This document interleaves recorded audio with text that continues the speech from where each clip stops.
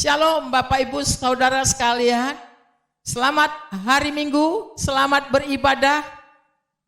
Ada sukacita buat kita semua. Saya percaya kalau Roh Kudus turun atas kita sekalian, maka sukacita kita menjadi penuh. Firman Tuhan berkata, tetapi kamu akan menerima kuasa kalau Roh Kudus turun ke atas kamu. Dan kamu akan menjadi saksiku di Yerusalem dan di seluruh Yudea dan Samaria dan sampai ke ujung bumi. Haleluya. Mari kita mengawali ibadah kita pada hari ini dengan sebuah pujian. Ajaib kau Tuhan. Mari memuji Tuhan dengan penuh sukacita. Semangat. Roh Kudus ada pada kita sekalian. Amin.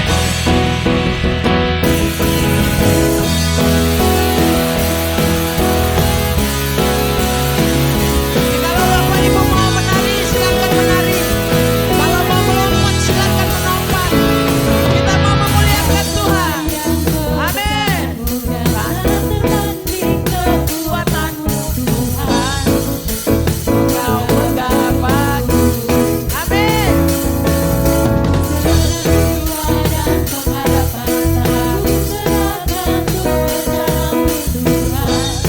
Oh Yesus Raja atasku. Amin.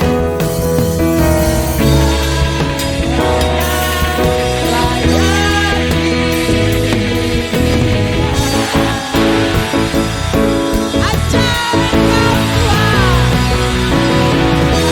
ajaib kau Tuhan, agung dan perkasa, Kau sumber kemenangan.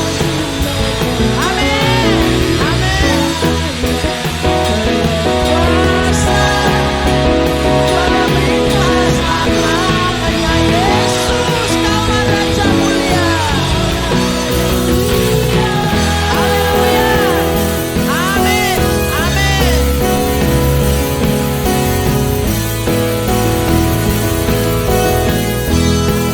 Oh, mari memuji Tuhan.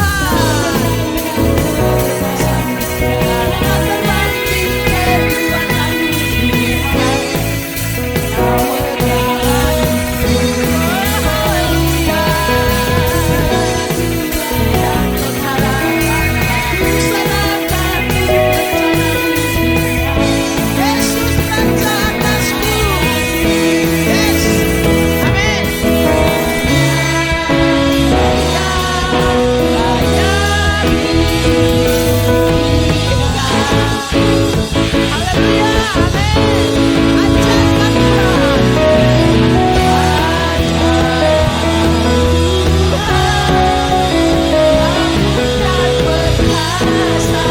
Yesus sumber kemenangan.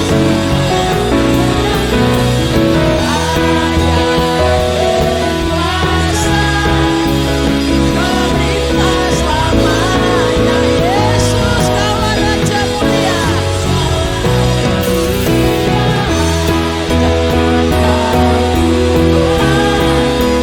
Agung dan perkasa, Yesus sumber kemenangan. Amin. Layak berkuasa, pemerintah selamanya, Yesus Kau Raja mulia. Kau Raja mulia. Haleluya, haleluya, haleluya. Amin. Yesus adalah Raja yang mulia. Oh, amin. Terpujilah Tuhan Yesus Kristus. Haleluya. Sidang jemaat yang dikasihi Tuhan Yesus Kristus, marilah kita tetap memiliki sikap hati yang tertuju kepada Tuhan. Sebab setiap orang yang memuji menyembah Tuhan dan beribadah kepada Tuhan Yesus Kristus, Allah hadir bersama dengan kita. Karena itu marilah kita bersama-sama tunduk kepala dan kita mentapiskan ibadah pada hari Minggu ini. Kita satu dalam doa. Bapa, di dalam nama Tuhan kami Yesus Kristus, segala puji, hormat, kemuliaan hanya bagimu ya Tuhan. Sebab kasih setiamu, rahmatmu, pertolongan, pengharapan kami kepada Engkau, penyertaan Tuhan tidak pernah meninggalkan kami. Pemeliharaan Tuhan melebihi mata air yang mengalir. Tidak pernah ya Tuhan terlewatkan barang sedetik pun dalam hidup kami sampai dengan saat ini. Sekalipun perjalanan hidup kami di tengah dunia ini tidak selamanya lancar dan menyenangkan, tetapi kami tahu bahwa Allah turut bekerja di dalam segala sesuatu untuk mendatangkan kebaikan bagi kami yang mengasihi Engkau Tuhan. Dan kami percaya Tuhan Yesus, hari ini adalah hari yang diberkati oleh Tuhan. Hari di mana Tuhan hadir di tengah-tengah kami untuk mencurahkan kuasa-Mu, kasih-Mu, dan berkat-Mu secara khusus bagi kami. Seluruh sidang jemaat Tuhan dimanapun saat ini berada. Terima kasih banyak Tuhan. Sidang jemaat yang dikasihi Tuhan, terimalah berkat daripada Tuhan.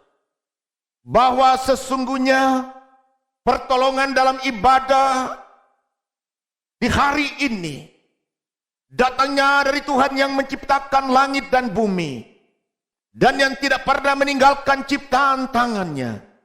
Turunlah atas kita sekalian anugerah dan damai sejahtera dari Allah Bapa, Putra, dan Roh Kudus. Mari kita bersama-sama mengucapkan pengakuan iman rasuli. Aku percaya kepada Allah, Bapa yang Maha Kuasa, Hali langit dan bumi, dan kepada Yesus Kristus, anaknya yang tunggal Tuhan kita, yang dikandung daripada Roh Kudus, lahir dari anak darah Maria, yang menderita sengsara di bawah pemerintahan Pontius Pilatus, disalibkan, mati dan dikuburkan, turun ke dalam kerajaan maut, pada hari yang ketiga bangkit pula dari antara orang mati, naik ke surga, duduk di sebelah kanan Allah, Bapa yang Maha Kuasa, dan dari sana ia akan datang untuk menghakimi orang yang hidup dan yang mati. Aku percaya kepada Roh Kudus, gereja yang kudus dan am, persekutuan orang kudus, pengampunan dosa, kebangkitan tubuh, dan hidup yang kekal. Amin. Mari kita menyiapkan hati dan pikiran kita untuk masuk ke dalam firman Tuhan. Biarlah Roh Kudus yang membantu kita saat kita merenungkan firman Tuhan. Mari kita minta lawatan Tuhan. Karena saat kita dengar firman Tuhan, ada satu pribadi oknum yang tidak menyukainya. Adalah iblis, si pencuri firman Tuhan. Mari Bapak Ibu sekalian, siapkan hati dan pikiran kita masuk di dalam firman Tuhan. Sebagai pengantar firman Tuhan, kita akan naikkan sebuah pujian, Roh-Mu yang hidup penuhiku. Haleluya. Oh, terima kasih Tuhan. Terima kasih Yesus. Kami siap untuk dengarkan firman Tuhan. Mari datang dan mengalirlah dalam hidupan kami. Haleluya.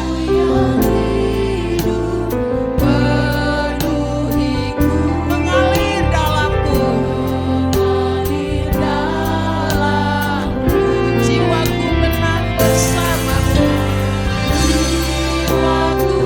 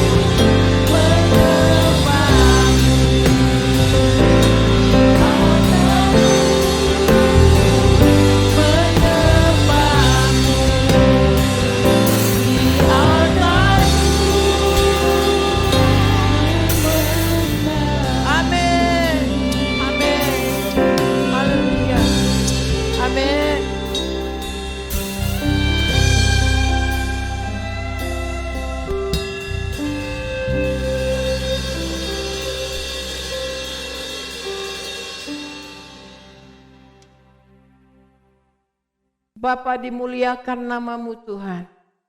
Hati kami siap untuk mendengarkan firman-Mu. Berbicaralah kepada kami semuanya, seluruh sidang jemaat-Mu Tuhan.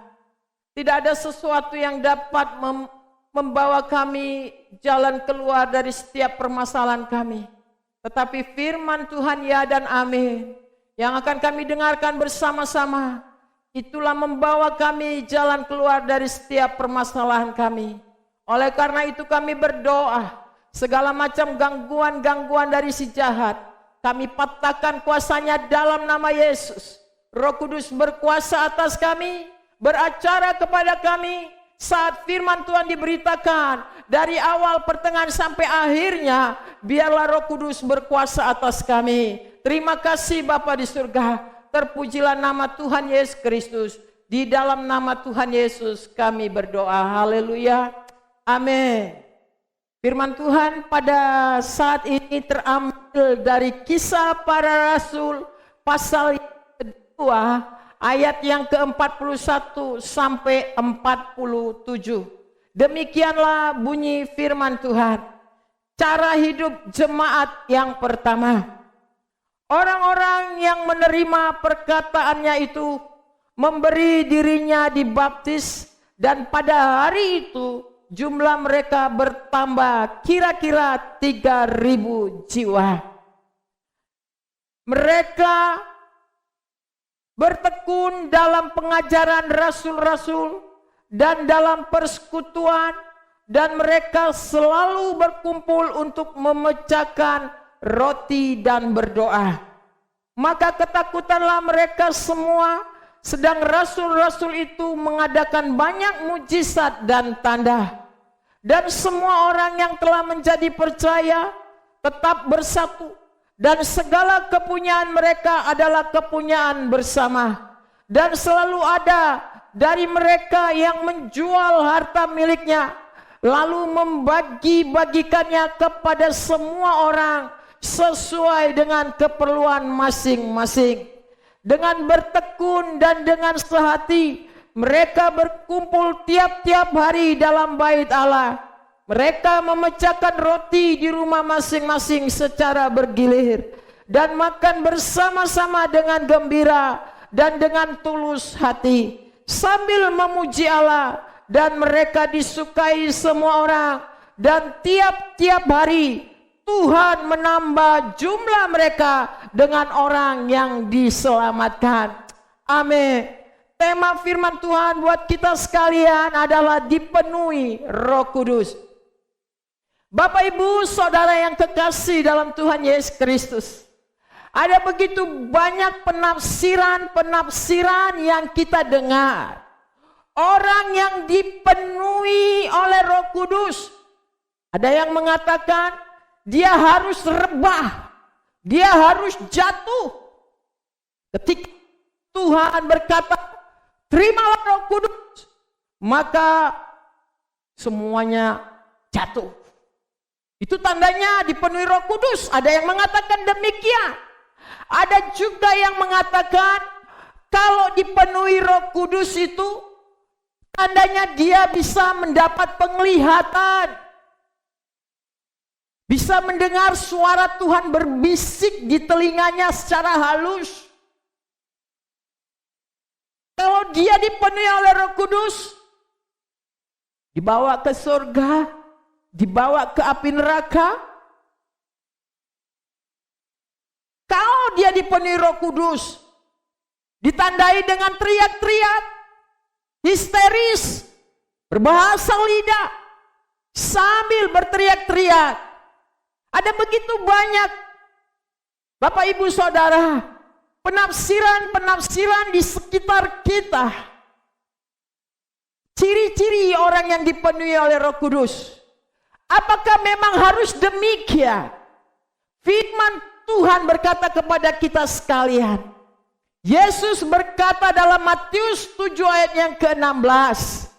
Firman Tuhan katakan bahwa dari buahnya lah kamu melihat orang itu sudah sungguh-sungguh hidup di dalam Tuhan. Firman Tuhan katakan dari buahnya lah kamu akan mengenal mereka. Kalau mereka katakan saya sudah dipenuhi oleh Roh Kudus, tapi kelakuannya tidak mencerminkan sebagai anak Tuhan. Kalau ada orang mengatakan saya sudah dipenuhi Roh Kudus, tapi kebiasaan-kebiasaan buruknya masih terus nempel pada hidupnya, apakah ini yang dinamakan orang dipenuhi Roh Kudus? Yesus dengan sangat tegas berkata, dari buahnya lah kamu mengenal mereka. Bagaimana sepak terjang kehidupan mereka. Buah dari pertobatan itu yang dibaca oleh setiap orang. Bahwa orang ini sudah dipenuhi Roh Kudus atau belum. Bapak ibu saudara yang kasih dalam Tuhan, kalau kita melihat dalam pembacaan firman Tuhan ini, jemaat mula-mula adalah mereka yang belum percaya Tuhan Yesus awalnya. Mereka adalah orang Yahudi dan non-Yahudi. Tetapi ketika mereka membuka hati mereka kepada Tuhan, Roh Tuhan bekerja dalam hidup mereka. Maka kita lihat ada satu perubahan yang ajaib. Mereka bersaksi keluar. Dan ada 3.000 orang yang bertobat. Kalau kita baca di ayat yang ke-41 tadi. Orang yang menerima perkataannya itu memberi diri dibaptis. Dan pada hari itu jumlah mereka bertambah kira-kira 3.000 jiwa. Bapak ibu, ini sesuatu yang luar biasa. Ada jiwa-jiwa yang dimenangkan. Dan lewat jiwa-jiwa ini dan terus bertambah. Kenapa? Karena ada hasil, ada buah dari pertobatannya. Bahkan dikatakan oleh firman Tuhan di pasal yang keempat ayat yang keempat, bukan saja 3.000 jiwa, Tuhan tambahkan jiwa-jiwa itu bertambah banyak. Di pasal yang keempat ayat yang keempat, firman Tuhan katakan, tetapi di antara orang yang mendengar ajaran itu, banyak yang menjadi percaya, sehingga jumlah mereka menjadi kira-kira 5.000 orang laki-laki. Laki-laki bertambah menjadi 5.000 orang. Kenapa? Banyak jiwa yang dimenangkan. Karena orang-orang yang dipenuhi oleh Roh Kudus ini berdampak kepada lingkungan. Ada hasil buah pertobatan. Dan orang-orang melihat perubahan ajaib yang terjadi bagi orang yang dipenuhi oleh Roh Kudus. Berarti orang yang dipenuhi Roh Kudus adalah orang yang percaya kepada Yesus Kristus. Orang yang percaya kepada Yesus, dikatakan oleh firman Tuhan, memberi dirinya dibaptis sebagai satu tanda pertobatan. Mereka sungguh-sungguh hidup di dalam firman Tuhan. Kuasa Roh Kudus yang membawa satu perubahan yang luar biasa. Bapak ibu saudara yang kekasih dalam Tuhan Yesus, perubahan yang terjadi bagi jemaat mula-mula. Mereka tadinya dari ketakutan menjadi orang yang sungguh-sungguh percaya kepada Tuhan. Mereka yang berputus asa diubahkan menjadi orang yang memiliki pengharapan. Mereka yang terbiasa dengan perlakuan-perlakuan yang jahat, ada satu perubahan yang terpancar dalam kehidupan mereka. Roh mereka menyala-nyala. Roh mereka menyala-nyala. Ada api Roh Kudus yang membakar semangat jemaat mula-mula. Mereka tidak menjadi jemaat yang loyo. Mereka tidak menjadi jemaat yang frustasi. Walaupun tantangan yang banyak mereka alami pada saat itu. Bapak ibu, jemaat mula-mula saat itu mengalami penderitaan yang sangat berat. Lebih berat dari sekarang yang kita alami. Di masa-masa corona ini saya mendengar begitu banyak keluh kesah. Tingkat stres yang semakin meninggi. Ada yang menyalahkan satu dengan yang lain. Penderitaan belum sebanding seperti yang dialami oleh jemaat mula-mula. Mereka dianiaya, mereka ditindas, mereka mengalami begitu banyak kesengsaraan. Tetapi semangat Roh Kudus yang membakar jiwa mereka tidak bisa dibatasi oleh penderitaan yang mereka alami. Bayangkan Bapak Ibu, kerajaan Roma itu memang sama dekat dengan Yahudi. Roma tidak bisa menindas orang-orang Yahudi, bangsa Yahudi, sebab kerajaan Romawi takut kalau bangsa Yahudi mengadakan pemberontakan, perlawanan, sehingga mereka dibiarkan untuk beribadah. Nah, kekristenan muncul, kerajaan Romawi berpikir bahwa kekristenan muncul dari sekte Yahudi, sehingga mereka tahu dan melindungi orang Kristen pada saat itu. Tetapi setelah mereka tahu kalau sesungguhnya kekristenan itu bukanlah sekte dari Yahudi, dari bangsa Yahudi, baru penindasan itu mereka lakukan. Orang-orang Kristen ditangkap, rasul-rasul ditangkap, dianiaya, dipenjara, dipukuli, dan mereka tahu dan menyaksikan. Tetapi Bapak Ibu Saudara, penganiayaan demi penganiayaan yang mereka alami tidak bisa membendung kuasa Roh Kudus yang berkuasa atas hidup mereka. Roma 12 ayat yang ke-11 firman Tuhan katakan, ini yang dialami oleh jemaat mula-mula. Janganlah hendaknya kerajinanmu kendor, biarlah rohmu menyala-nyala dan layanilah Tuhan. Bapak Ibu Saudara yang kasih, jemaat mula-mula memiliki roh yang menyala-nyala.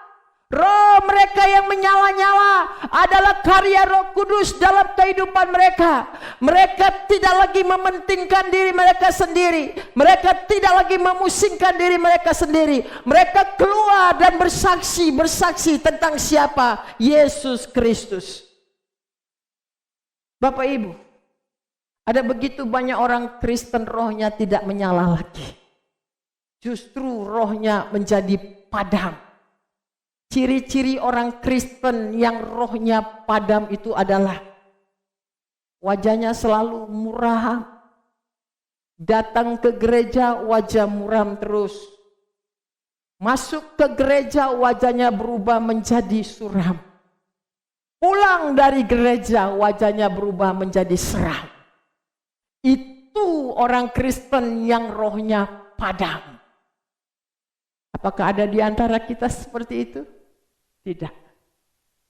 Yang kedua, ciri orang Kristen yang rohnya padam adalah perkataannya itu selalu pesimis.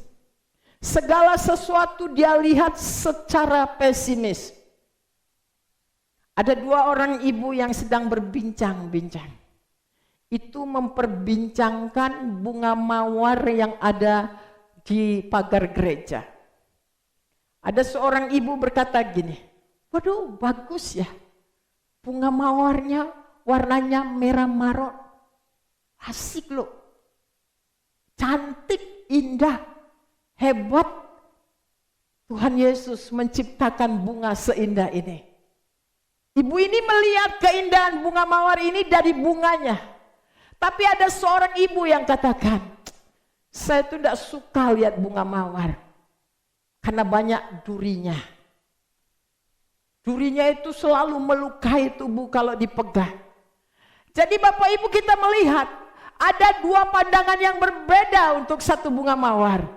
Ada yang melihat dari bunganya sehingga mengagungkan Tuhan. Ada yang melihat dari durinya sehingga dia berkata, bunga mawar itu tidak bagus, banyak durinya. Nah demikian ada begitu banyak orang Kristen pesimis dalam perkataannya, melihat satu permasalahan yang dialaminya dari sudut pandangan permasalahan, sehingga dia selalu pesimis. Kenapa hidup saya begini? Kenapa nasib saya seperti ini? Rasanya saya mau mati saja sebab corona tidak pergi-pergi. Semuanya mengalami kesulitan karena dia melihat dari sudut pandangan permasalahan. Tetapi kalau dia melihat dari sudut pandangan Kristus, maka dia selalu bersyukur. Terima kasih Tuhan lewat peristiwa corona yang menimpa Indonesia. Kami lebih sungguh-sungguh lagi berdoa, kami lebih sungguh-sungguh lagi beriman, kami lebih sungguh-sungguh lagi berserah kepadamu. Terima kasih Tuhan, Engkau baik, Engkau izinkan ini supaya kami bisa introspeksi diri. Jadi Bapak Ibu, demikian. Biarlah rohmu menyala-nyala. Jangan sampai roh kita ini menjadi padam. Yang ketiga, ciri daripada orang Kristen rohnya yang padam. Tidak punya pengharapan. Karena kurang percaya bahwa Tuhan sedang menyertai dia. Selalu bersungut-sungut. Setiap kali ketemu siapa saja dia selalu bercerita tentang kemiskinannya, tentang permasalahannya, tentang penderitaannya, tentang kesusahannya. Sehingga siapapun yang dekat dengan orang tersebut, bebannya tambah berat. Karena yang didengar hanya keluhan, keluhan, dan keluhan saja. Walaupun disampaikan firman Tuhan yang membakar semangatnya, tetap dia katakan itu kan menurutmu. Realitanya saya mengalami kesusahan seperti ini. Ini ciri orang Kristen yang rohnya padam, selalu bersungut-sungut, selalu keluhan, selalu keputusasaan, selalu kecemasan. Ini. Apakah ada orang Kristen model seperti itu? Saya percaya kita semuanya yang hari ini sedang beribadah tidak memiliki roh yang padam. Api Roh Kudus yang membakar semangat kita. Jemaat mula-mula ini walaupun ada banyak permasalahan, ada penderitaan, ada kesusahan, tapi roh mereka menyala-nyala. Dari mana kita tahu kalau jemaat mula-mula ini mengalami kepenuhan Roh Kudus?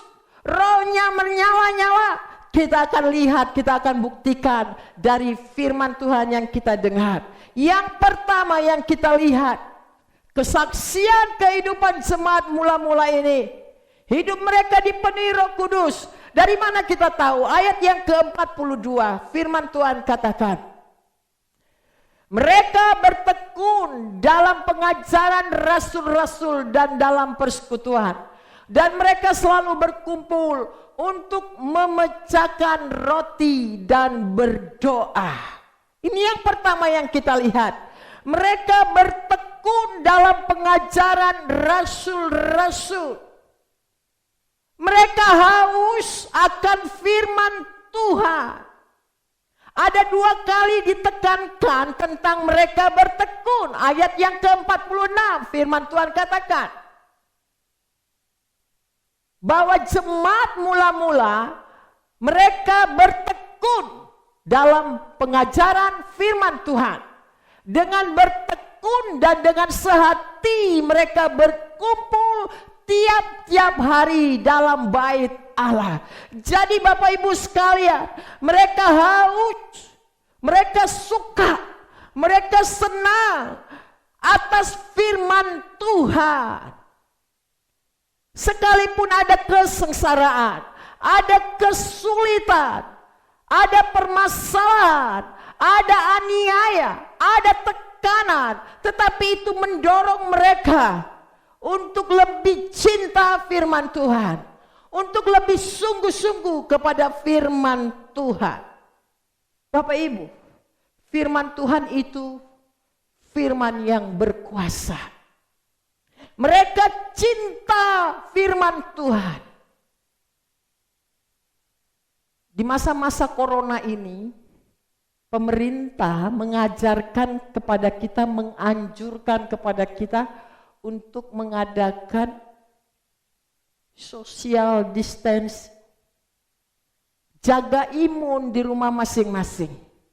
Makan makanan yang bergizi, berkalori, supaya imunnya kuat menangkis segala macam penyakit.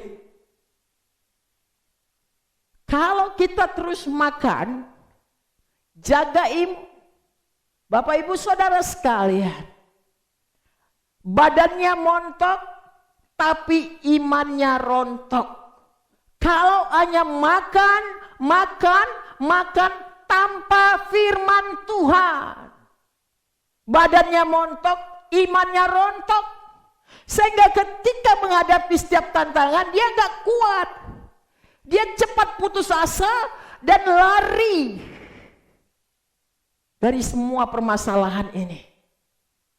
Bapak Ibu mau berhasil dan beruntung, Yosua 1 ayat 8 firman Tuhan katakan bahwa kalau kamu mau berhasil dan beruntung dalam hidupmu, firman Tuhan katakan, janganlah engkau lupa memperkatakan kitab Taurat ini, tetapi renungkanlah itu siang dan malam, supaya engkau bertindak hati-hati sesuai dengan segala yang tertulis di dalamnya. Sebab dengan demikian perjalananmu akan berhasil dan engkau akan beruntung. Jadi firman Tuhan itu punya kuasa, karena firman itu adalah perkataan Allah itu sendiri. Firman Tuhan itu adalah penyegar jiwa kita. Mazmur 19 ayat yang ke-7 firman Tuhan katakan bahwa firman Tuhan itu sempurna, menyegarkan jiwa kita. Firman Tuhan itu sempurna. Jadi Bapak Ibu sekalian, Allah menciptakan dunia ini dengan firman-Nya. Jadilah petang, jadilah malam, jadilah terang, jadilah gelap, jadilah laut, semua karena firman-Nya. Ketika dia menghadapi satu tantangan di gelombang laut yang begitu menerpa Yesus bersama murid-muridnya di kapal, Yesus berdiri dan menghardik dengan firman, diam dan tenanglah. Ketika Yesus dicobai oleh setan, Yesus bangkit berdiri dan mengusir setan itu dengan firman-Nya. Jadi Bapak Ibu sekalian, firman Tuhan ini ya dan amin. Inilah yang menguatkan jemaat mula-mula.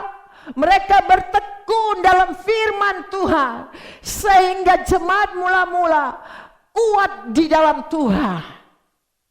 Seberapa banyak orang Kristen waktu mendengar firman Tuhan gelisah hatinya.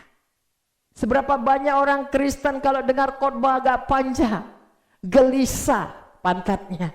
Seberapa banyak orang Kristen waktu baca firman Tuhan baru 1 ayat, 2 ayat, 3 ayat langsung ngorok ngantuk. Bagaimana bisa iman kita bertumbuh? Kita gelisah untuk dengar firman Tuhan. Kita tidak bisa tenang waktu kita dengar firman Tuhan. Sehingga Bapak Ibu, ada begitu banyak orang Kristen tidak siap menderita. Kenapa? Karena tidak ada firman Tuhan dalam hidupnya. Orang Kristen harus siap menderita.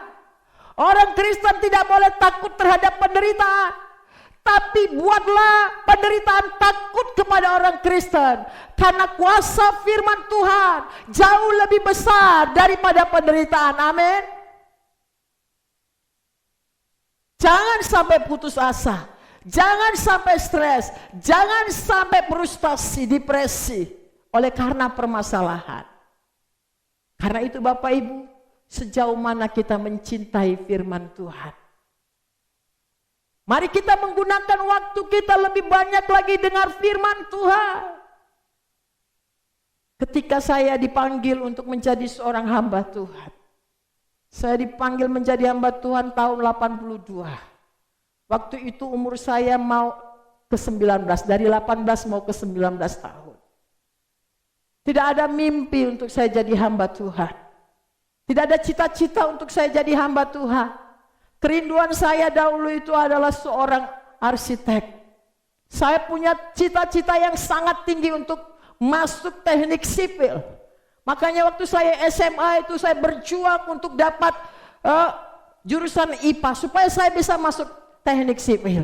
Kalau saya tidak bisa masuk teknik sipil, saya ambil bahasa Inggris untuk jadi dosen. Itu cita-cita saya. Mimpi untuk jadi hamba Tuhan, tidak ada itu Bapak Ibu. Waktu itu saya berpikir, kalau saya teknik sipil, karena bapak saya itu ahli bangunan juga. Dan dia berharap untuk saya bisa menggantikan dia karena bapak saya sudah tua. Tetapi apa yang terjadi Bapak Ibu? Di satu kebaktian KKR Pemuda-Pemudi, waktu firman Tuhan diberitakan, saya mendengarkan firman Tuhan, saya merenungkan firman Tuhan. Saat itu Abraham mempersembahkan anak satu-satunya Ishak, dan panggilan Roh Kudus itu nyata sekali buat saya. Ketika hamba Tuhan itu berkata, siapakah di antara pemuda-pemudi yang hadir hari ini mau mempersembahkan hidupnya sebagai alat di tangan Tuhan untuk menjadi hamba Tuhan? Bapak Ibu Saudara yang kasih, ini sebuah pergumulan yang berat. Saya mandi keringat waktu mau menanggapi panggilan. Antara saya mengatakan iya atau tidak, itu satu peperangan. Tapi Roh Kudus begitu kuat bekerja di hati saya. Kuasa firman Tuhan datang merontokkan semua ambisi-ambisi dunia saya, sehingga saya bangkit berdiri dan serahkan hidup sama Tuhan. Dan saya tidak peduli lagi dengan apa yang menjadi cita-cita saya. Pada waktu saya mau menanggapi panggilan Tuhan jadi hamba Tuhan, yang saya lihat adalah pertama, kamu dipanggil untuk menderita. Saya tidak pernah membayangkan kalau saya nanti hidup enak. Saya tidak pernah membayangkan kalau saya nanti bisa terkenal. Saya tidak pernah membayangkan kalau saya punya banyak uang. Saya tidak pernah membayangkan itu. Tetapi ketika panggilan itu saya terima, yang saya lihat pertama adalah kamu dipanggil untuk menderita. Dan saya katakan, saya siap. Bapak Ibu Saudara yang kasih dalam Tuhan, mari kita menanggapi setiap panggilan Tuhan lewat firman Tuhan. Tuhan tidak pernah menjanjikan sesuatu yang indah, tetapi firman Tuhan katakan 1 Petrus 2 ayat 21 bahwa Yesus telah memberikan teladannya bagi kita sekalian, bahwa dia sudah menderita untuk kita dan telah meninggalkan teladan bagimu supaya kamu mengikuti jejak Yesus Kristus.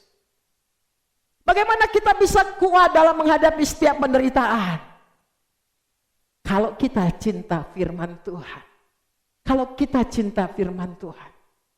Firman Tuhanlah yang akan menguatkan kita. Itu sebabnya jemaat mula-mula tidak pernah gentar, tidak pernah mundur. Jumlah mereka bertambah banyak. Mereka tidak lagi memusingkan diri mereka sendiri. Yang terpenting bagi mereka adalah firman yang mereka dengar setiap hari. Itu lebih daripada segalanya. Dari sejak panggilan pertama saya untuk jadi hamba Tuhan, saya mulai belajar firman Tuhan. Saya mulai mencintai firman Tuhan. Sehingga itulah firman Tuhan yang menguatkan saya untuk terus maju dan maju sampai dengan sekarang ini. Yang kedua, ciri yang kita lihat dari jemaat mula-mula, kalau hidup mereka dipenuhi oleh Roh Kudus, mereka saling melayani. Ayat yang ke-42 firman Tuhan katakan dari Kisah Para Rasul 2 ayat 42 tadi. Mereka bertekun dalam pengajaran rasul-rasul dan dalam persekutuan, dan mereka selalu berkumpul untuk memecahkan roti dan berdoa. 43. Maka ketakutanlah mereka semua, sedang rasul-rasul itu mengadakan banyak mujizat dan tanda. Ayat 44. Dan semua orang yang telah menjadi percaya tetap bersatu, dan segala kepunyaan mereka adalah kepunyaan bersama. 45. Dan selalu ada dari mereka yang menjual harta miliknya, lalu membagi-bagikan kepada semua orang sesuai dengan keperluan masing-masing. 46. Dengan bertekun dan dengan sehati mereka berkumpul tiap-tiap hari dalam bait Allah. Mereka memecahkan roti di rumah masing-masing secara bergilir dan makan bersama-sama dengan gembira dan dengan tulus hati. Bapak Ibu sekalian, ciri yang kedua kehidupan mereka dipenuhi oleh Roh Kudus adalah mereka saling melayani. Orang yang dipenuhi oleh Roh Kudus pasti memiliki perubahan hati. Orang yang dipenuhi oleh Roh Kudus adalah orang yang memiliki kemurahan hati, sama dengan Yesus Kristus memiliki kemurahan hati. Orang yang dipenuhi oleh Roh Kudus adalah orang yang memiliki kerinduan hati untuk melayani Tuhan. Orang yang dipenuhi oleh Roh Kudus adalah mereka yang peka terhadap situasi, tidak masa bodoh, tidak egois, tidak cuek, mudah jatuh belas kasihan, melihat setiap orang. Yesus kalau melihat setiap orang, maka tergeraklah hatinya belas kasihan. Mereka melayani satu dengan yang lain. Kalau ada orang Kristen yang mengatakan, saya hidup sudah dipenuhi Roh Kudus, tapi masa bodoh dengan sesama, cuek, pelit, kikir, itu berarti dia belum dipenuhi Roh Kudus. Jemaat mula-mula tidak pernah memikirkan diri mereka sendiri. Bahkan mereka bersedia menjual milik mereka untuk dibagikan satu dengan yang lain. Karena orang-orang Kristen pada saat itu teraniaya. Mereka mengalami kekurangan, mereka mengalami kemiskinan. Yang kuat memberkati yang lemah. Dan itu mereka lakukan terus-terus. Mereka berkumpul membagi-bagikan roti dari rumah ke rumah. Luar biasa. Saya bersyukur sekali Bapak Ibu sekalian. Jemaat GKI Narwastu juga adalah jemaat yang murah hati. Tidak mementingkan diri sendiri. Mudah jatuh belas kasihan. Walaupun keadaan mereka sulit, walaupun keadaan kita sulit, tapi kita tidak pernah mementingkan diri sendiri. Kita jatuh belas kasihan untuk menolong. Setiap kali saya mendengar kesaksian daripada para majelis, waktu mereka datang ke rumah Bapak Ibu melayani persembahan, tidak ada seorang pun di antara jemaat yang nutup pintu dan mengusir majelis. Gak ada uang, gak ada uang. Tapi mereka menyambut dengan sukacita. Bahkan mereka bersaksi, kami dilayani, dihidangkan menu dan lain sebagainya. Ada satu sukacita. Ini menunjukkan Bapak Ibu sekalian, bahwa sungguh-sungguh jemaat Tuhan di GKI Narwastu secara khusus adalah jemaat yang sudah bertumbuh, sudah dewasa secara rohani. Roh Kudus berkuasa atas hidup jemaat Tuhan di tempat ini adalah jemaat yang diberkati oleh Tuhan. Amin. Jemaat mula-mula mengalami hal yang sama Bapak Ibu sekalian. Memang kalau kita sudah dipenuhi Roh Kudus, kita tidak pernah mementingkan diri sendiri. Yang ketiga yang kita lihat, perubahan apa yang terjadi? Ayat yang ke-47 firman Tuhan katakan, sambil memuji Allah dan mereka disukai semua orang, dan tiap-tiap hari Tuhan menambah jumlah mereka dengan orang yang diselamatkan. Mereka disukai banyak orang. Coba Bapak Ibu suka marah-marah, marah terus, mukanya marah terus, mukanya muram, seram, mukanya nggak ada sukacita, ketemu orang mukanya marah, ketemu siapa saja marah, sedikit-sedikit marah. Bapak Ibu, siapa yang mau dekat dengan kita? Menjauh semuanya. Tapi kalau kita ramah, kita sopan, sama dengan jemaat mula-mula, mereka menyapa, mereka ramah, mereka mudah senyum. Orang-orang datang dan semakin banyak orang yang diselamatkan. Karena itu Bapak Ibu Saudara yang kekasih dalam Tuhan, mari kita belajar dari jemaat mula-mula ini. Sudahkah kita dipenuhi oleh Roh Kudus? Ciri orang yang dipenuhi Roh Kudus adalah kesukaannya firman Tuhan.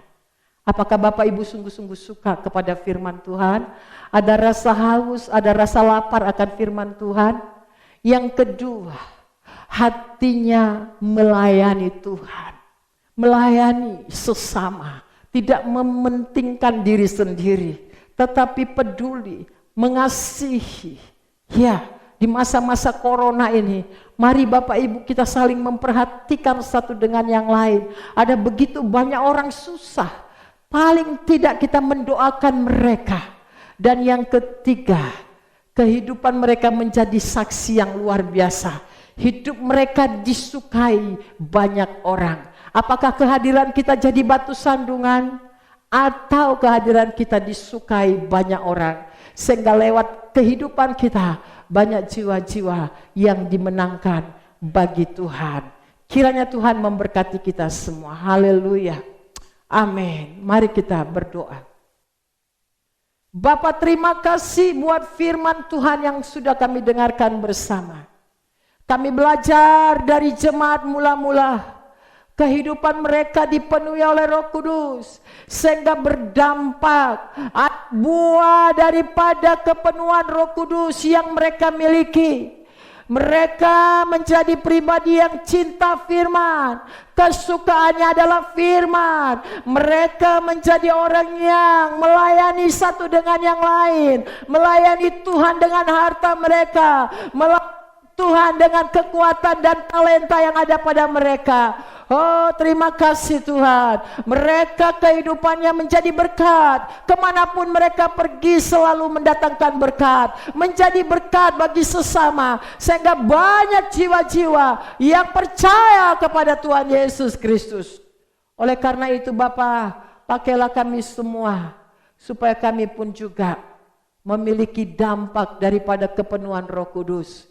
Kalau kami masih hidup di dalam kebiasaan buruk kami, roh yang ada pada kami padam, sehingga kami selalu jadi batu sandungan. Kami tidak jadi berkat kepada sesama. Tuhan, jamah kami dalam nama Yesus, supaya kami, oh Tuhan, umat Tuhan, oh sungguh-sungguh hidup dipenuhi oleh Roh Kudus, mengalami pertobatan, mengalami perjumpaan dengan Tuhan. Terima kasih Bapa. Kami berdoa Tuhan kepada jemaat Tuhan yang sakit.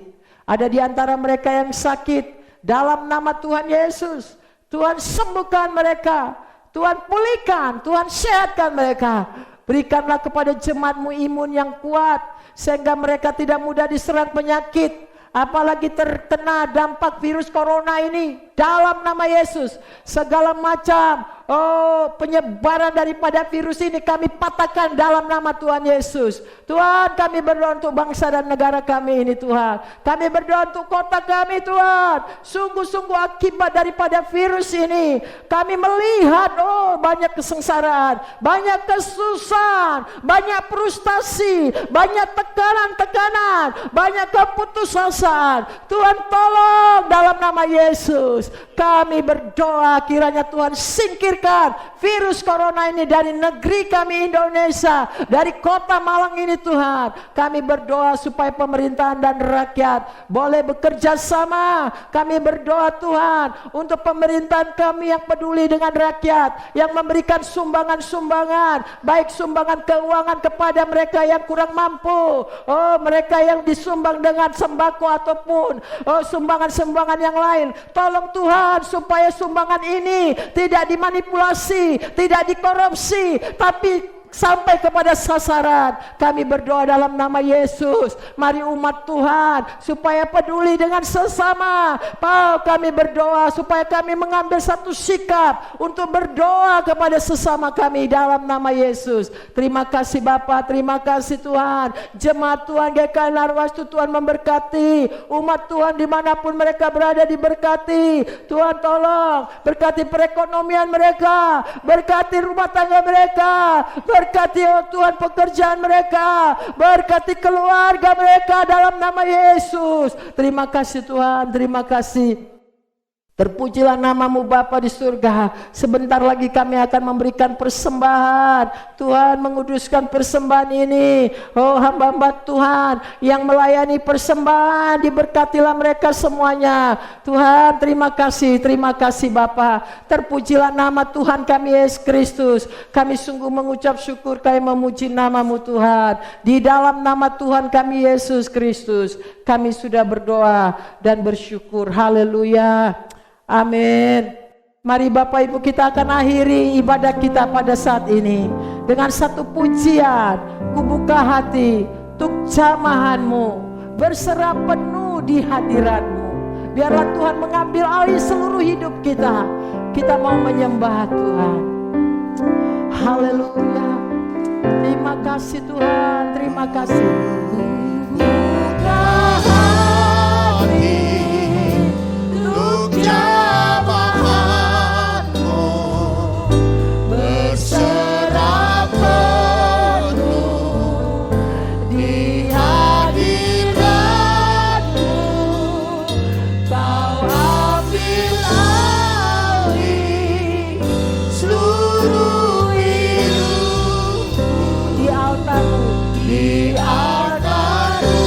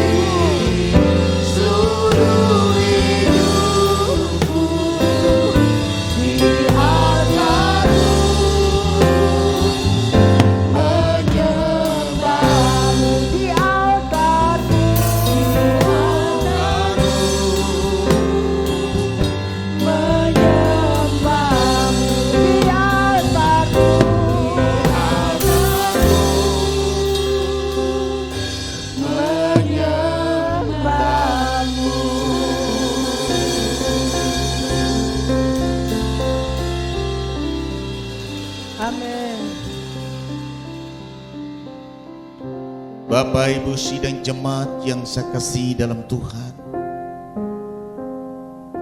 tetaplah dalam hadirat Tuhan. Firman Tuhan berkata, pulanglah di dalam damai sejahtera Tuhan, dan lakukanlah setiap firman Tuhan yang sudah kita dengarkan hari ini, dan terimalah janji berkat firman Tuhan.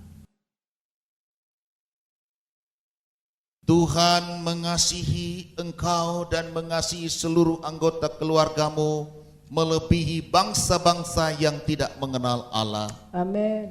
Tuhan akan mencurahkan berkat-Nya berlimpah-limpah atas seluruh anggota keluargamu. Amin. Tuhan akan menghalau daripadamu segala macam kutuk kegagalan, kutuk kebangkrutan, kutuk kemiskinan. Amin. Tuhan menghalau daripadamu segala macam sakit penyakit, virus-virus yang menular, bahkan virus corona tidak akan menempel dan tidak akan menyentuh engkau. Kan Tuhan akan memberikan imun yang kuat dalam tubuhmu sebab darah Yesus ada padamu. Tuhan akan menyinari engkau dengan wajah-Nya dan memberi engkau kasih karunia. Tuhan menghadapkan wajah-Nya kepadamu. Amen. Dan memberi engkau damai sejahtera. Mulai dari saat ini sampai Maranatha, Yesus datang kedua kali untuk menjemput kita naik ke surga yang kekal. Amin. Amin.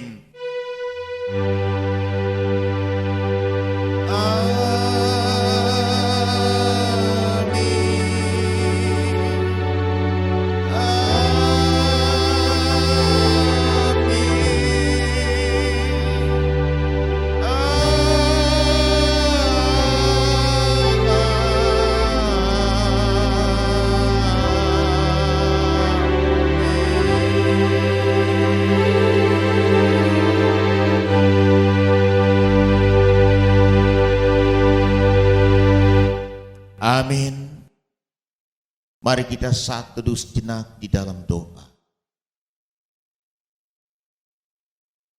Tuhan Yesus memberkati Bapak Ibu, selamat hari Minggu.